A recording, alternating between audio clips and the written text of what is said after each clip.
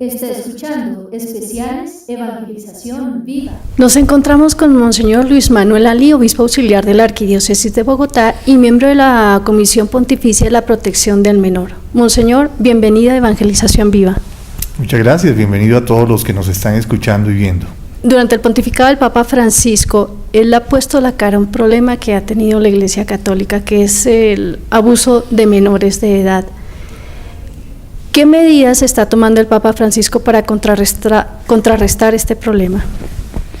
Bueno, yo diría que no solamente ha sido el Papa Francisco, digamos, desde el Papa San Juan Pablo II y especialmente Benedicto XVI, con todas las medidas que hizo canónicas, ya tiene la Iglesia un recorrido en estos últimos 20 años, especialmente en este tema de los abusos contra menores que se han llevado a cabo en diferentes contextos eclesiales en el mundo entero.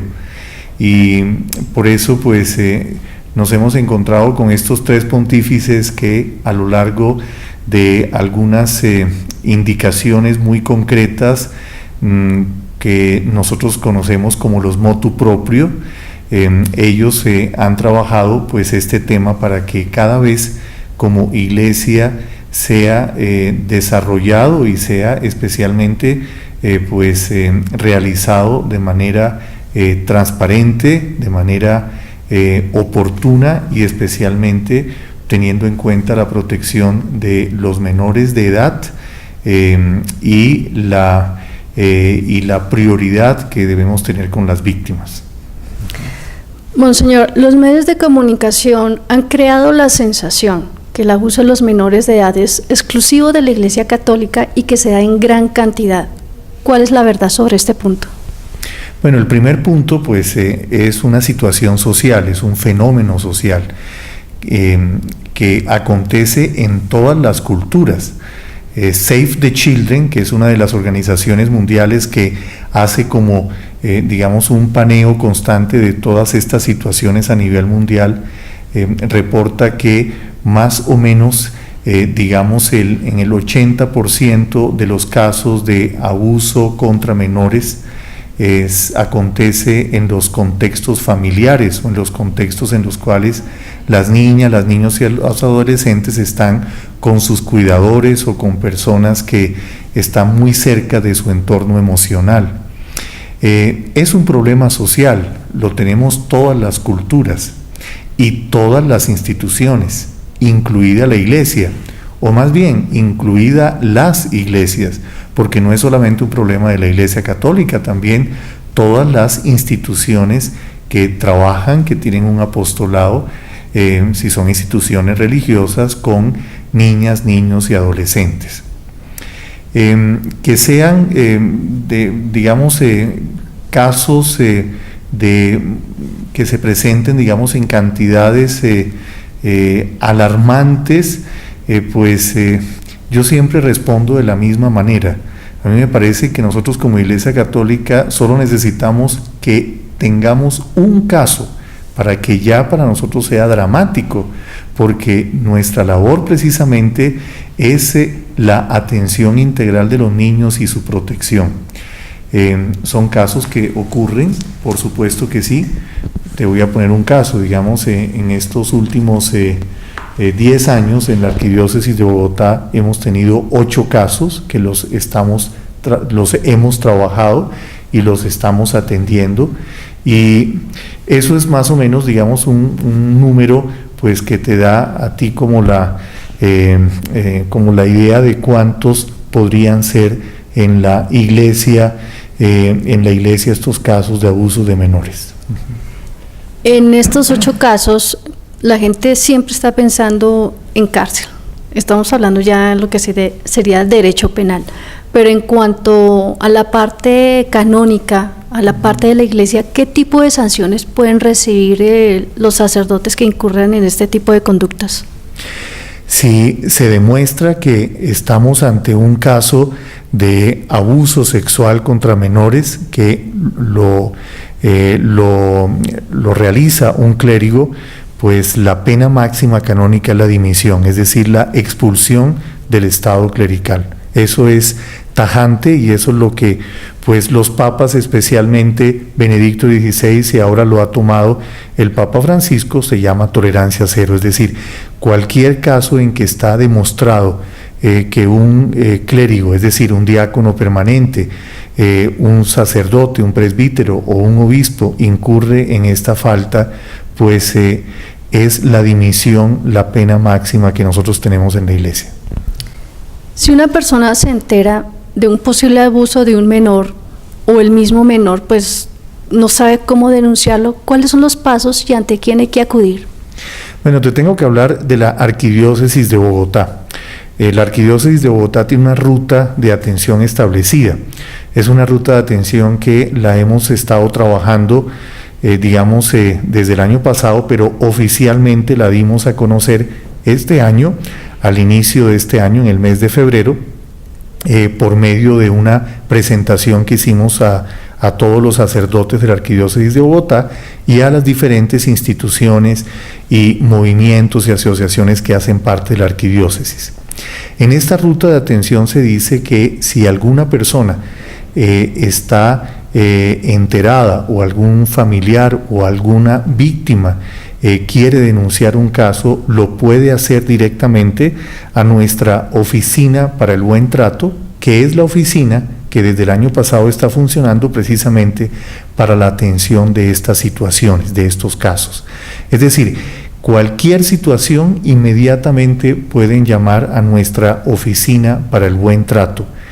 Hay un teléfono celular en el cual directamente atendemos estas situaciones, hay una página en la Arquidiócesis de Bogotá donde está nuestro correo electrónico o cualquier oficina de la Arquidiócesis, es decir, si te acercas a una parroquia o si te acercas a una vicaría episcopal o a la curia, te darán la información adecuada de esta oficina donde atendemos estos casos si ocurrieron dentro de un ambiente eclesial y si el implicado es un clérigo, si el implicado es un sacerdote o un trabajador de la Arquidiócesis de Bogotá.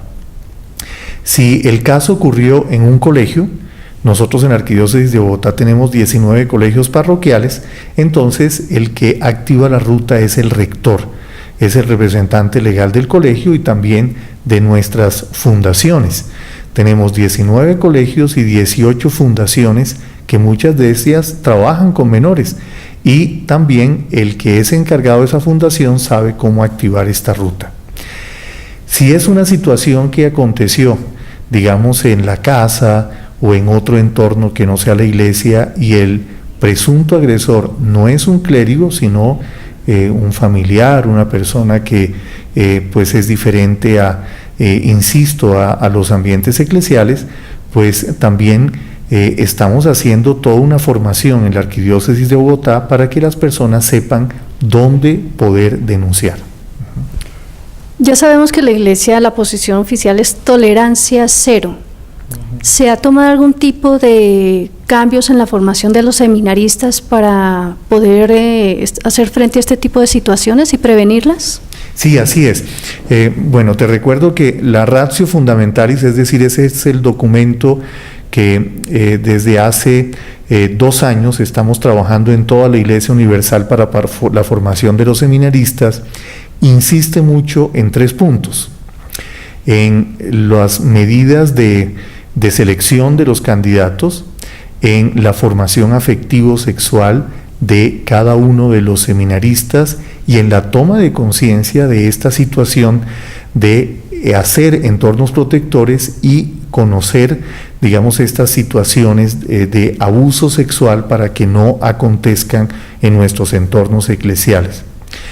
Te digo que eso está muy bien estipulado en la Ratio Fundamentalis, pero no significa que años atrás ya no hubiéramos comenzado con estas responsabilidades en nuestros procesos formativos de los muchachos.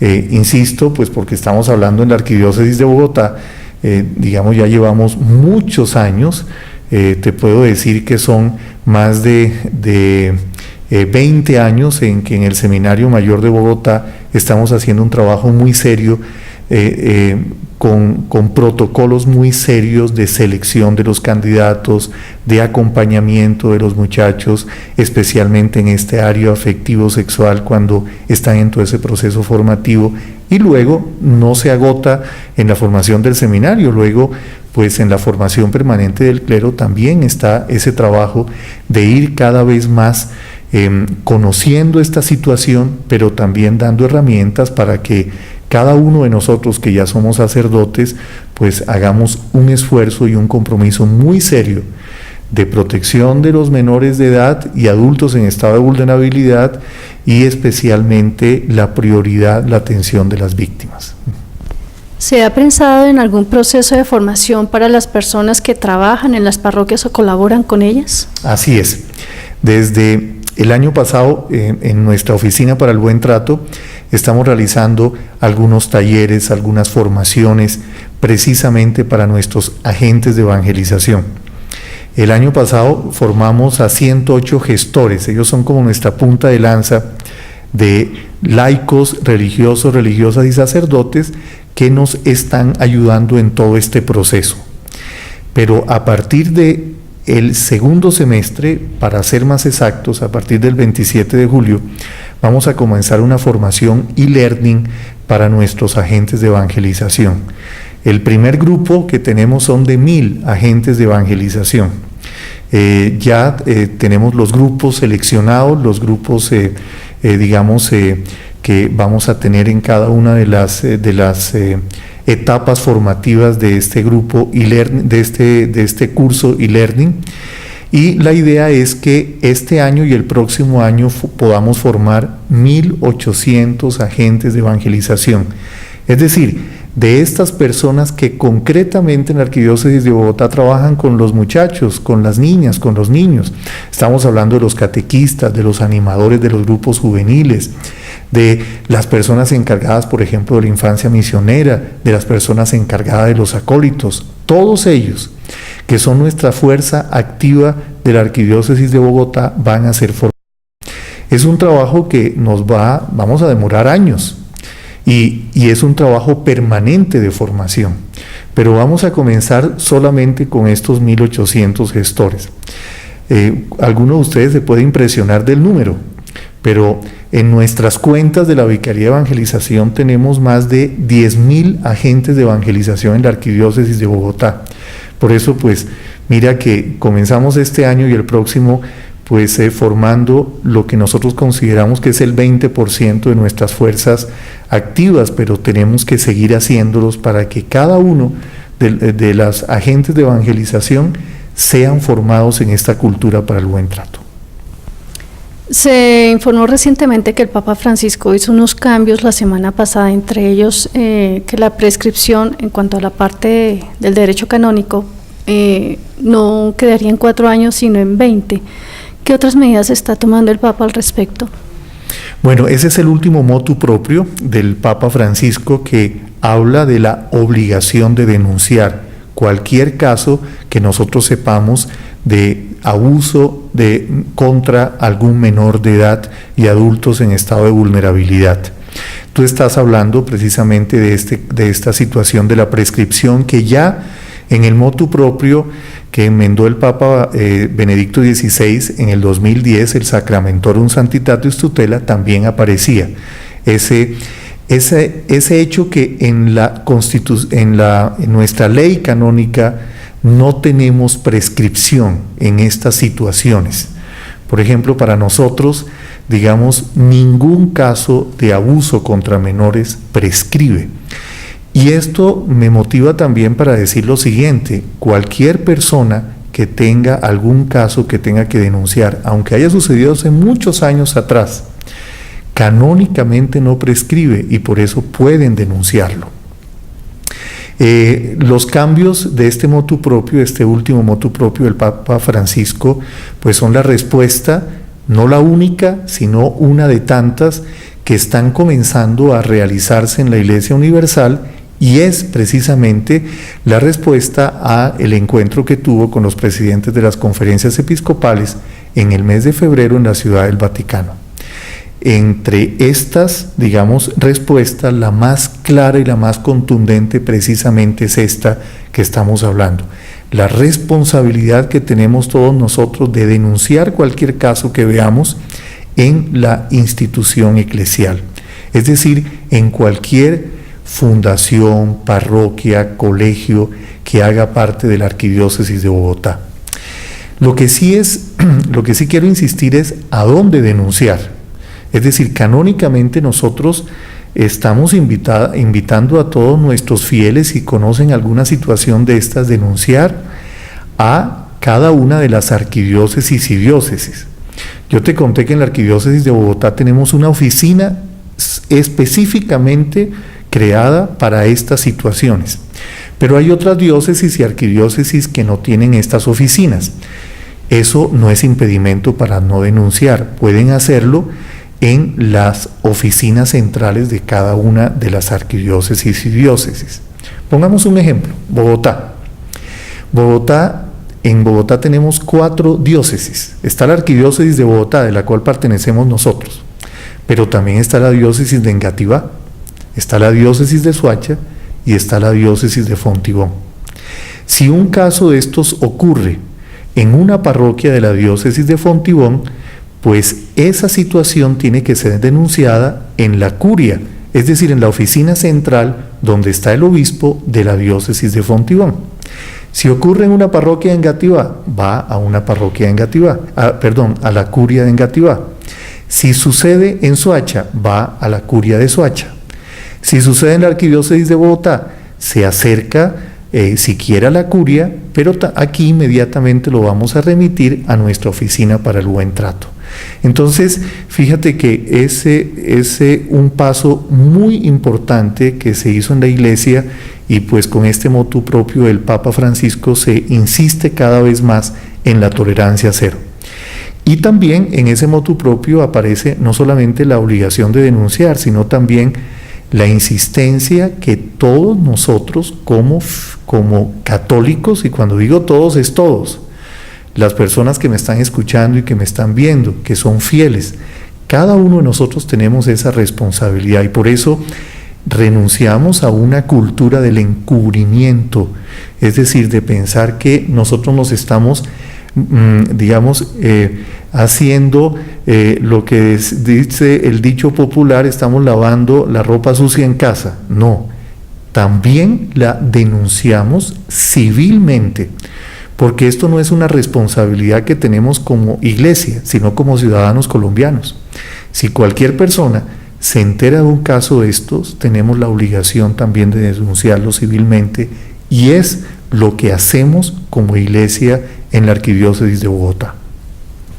Monseñor, ya para terminar, un mensaje para nuestros oyentes. Pues mira, el Papa Francisco, en una carta bella que le escribe a todos los presidentes de las conferencias episcopales, el 2 de febrero del 2015, dice: hagamos un esfuerzo para que cualquier padre de familia que confía a sus hijos a la iglesia sepa que sus hijos están en un hogar seguro. A eso es a lo que le tenemos nosotros que apostar. Como iglesia no podemos dejar de evangelizar a nuestros muchachos, a nuestras niñas y niños. Es un mandato del Señor. Dejad que los niños vengan a mí.